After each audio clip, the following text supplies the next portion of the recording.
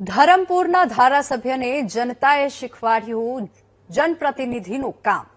ધરમપુરના ધારાસભ્યને જનતાએ શીખવાડ્યું કે વિધાનસભામાં શું રજૂઆત કરવી જોઈએ। ડોક્ટર અરવિંદ પટેલની વિધાનસભામાં ટિકિટની રજૂઆત પછી મતદારો અકળાઈ ગયા।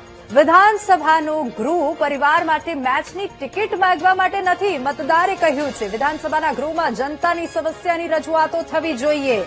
આદિવાસી વિસ્તારોમાં પાણી અને શિક્ષણની ઘણી સમસ્યાઓ છે, તેવામાં મતદારે કહ્યું કે ધારાસભ્ય અરવિંદ પટેલ જેવા નેતાઓ વિધાનસભાના ગૃહમાં એવી માંગણીઓ કરતા હોય છે કે ક્રિકેટ મેચની ટિકિટ તેમને નથી મળી।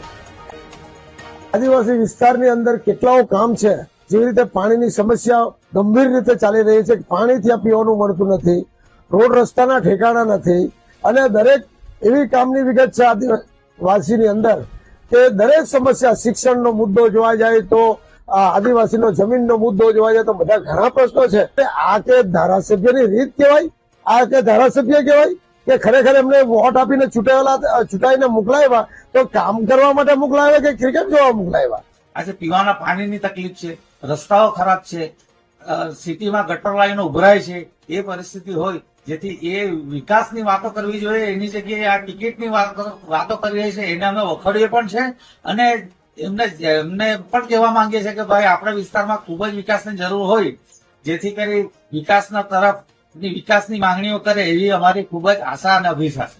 આ વિધાનસભામાં રજૂઆત કરવી જોઈએ કે પાણીની અછત છે, ડોક્ટરોની અછત છે, દવાખાનામાં શિક્ષણ કાર્યમાં શિક્ષકોની અછત છે, એ વિધાનસભામાં રજૂઆત કરવા જોઈએ। ત્યારે ધારાસભ્ય અરવિંદભાઈ પટેલે ફાઇનલ ટિકિટની માંગ કરી, તો અમારી એ જ રજૂઆત છે કે આ પેલા રજૂઆત કરો કે જે અછત છે, રોડના રસ્તાનું કામ છે। આપણા આદિવાસી વિસ્તારમાં ઘણી બધી સમસ્યાઓ છે, રસ્તા, પાણી, પુલોની સમસ્યાઓ છે, એની વાતો કરીને વાત કરવાની હતી। ત્યારે એ વિધાનસભાની અંદર જ્યારે રજૂઆત કરવાની આવે તો ખૂબ સમય ઓછો મળે છે, એક તક મળે છે, તે તકનો લાભ લેવો જોઈતો હતો અને લોકોની જે સમસ્યાઓ છે તેની રજૂઆત કરવાની હતી, પરંતુ વર્લ્ડ કપની ટિકિટ ના મળી એ બાબતની ચર્ચા કરી, એક ગંભીર બાબત છે।